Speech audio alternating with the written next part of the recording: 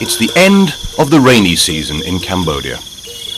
At this time each year, a remarkable natural phenomenon occurs. The current of the Tonle Sap River, which for the last 3 or 4 months has been flowing from the Mekong River up into the great Tonle Sap Lake, changes direction and begins to flow outwards again into the Mekong.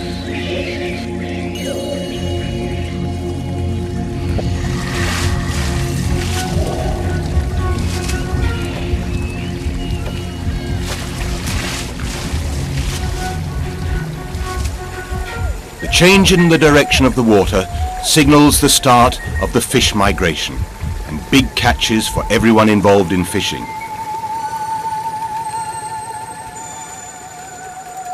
It's a time for people to have fun and enjoy themselves.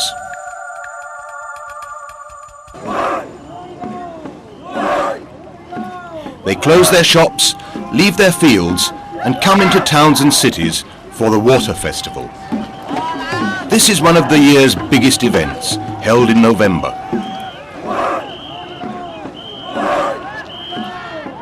Racing teams from all over the country have to spend weeks training and decorating their boats to compete at the festival. This lasts 3 days, during which hope and excitement fill the streets.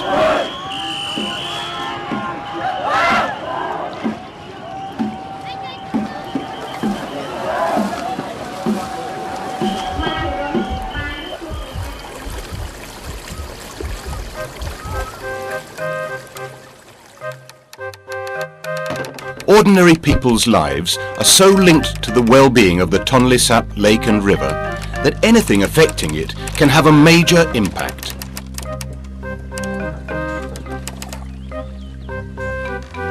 Fishing is one of the country's major economic sectors.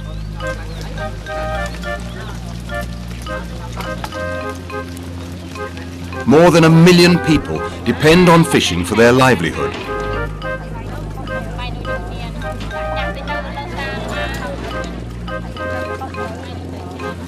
Unusually high Mekong River floods can bring destruction of infrastructure.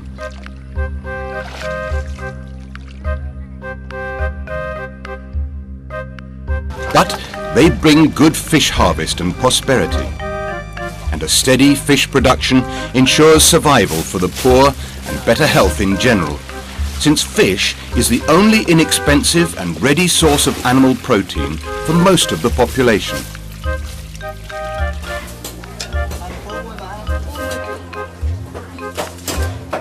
And today, that river system, including the natural habitats in the floodplains, remains largely intact. While other countries deplore the loss of fishing resources in their waterways, Cambodians catch enough fish to feed the country and export to Thailand, Vietnam, and numerous other countries.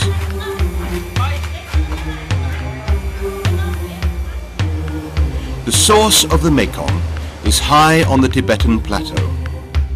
From here, the river makes a journey of about 4,500 kilometers to the South China Sea. Along its course, it builds up a biological wealth that puts it in 3rd place in the world after the Amazon and Congo rivers.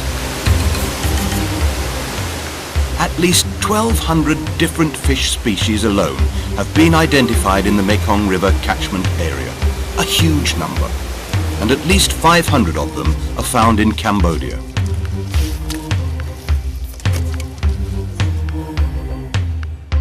So the Mekong River and the Tonle Sap floodplains are at the center of a delicate ecosystem that stretches over a vast distance and has evolved over millennia. Anything that affects its course or its flow may endanger plants and animals that have adapted to its environment.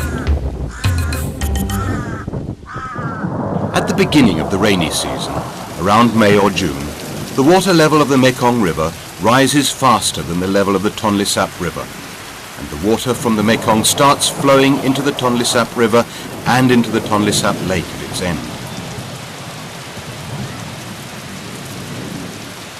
This expands the lake to about 3 to 5 times its dry season size. It goes from nearly 3,000 square kilometres to cover floodplains stretching from 10,000 to 15,000 square kilometres, depending on the strength of the monsoon.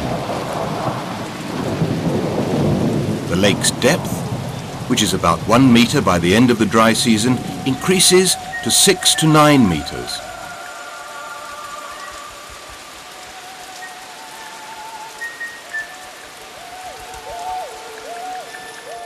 In October, the monsoon rains are tapering off and the Mekong water levels start dropping. Then water levels in the Tonle Sap, river and lake, are higher than those in the Mekong, and the current reverses itself, now flowing again from the Tonle Sap lake into the Mekong.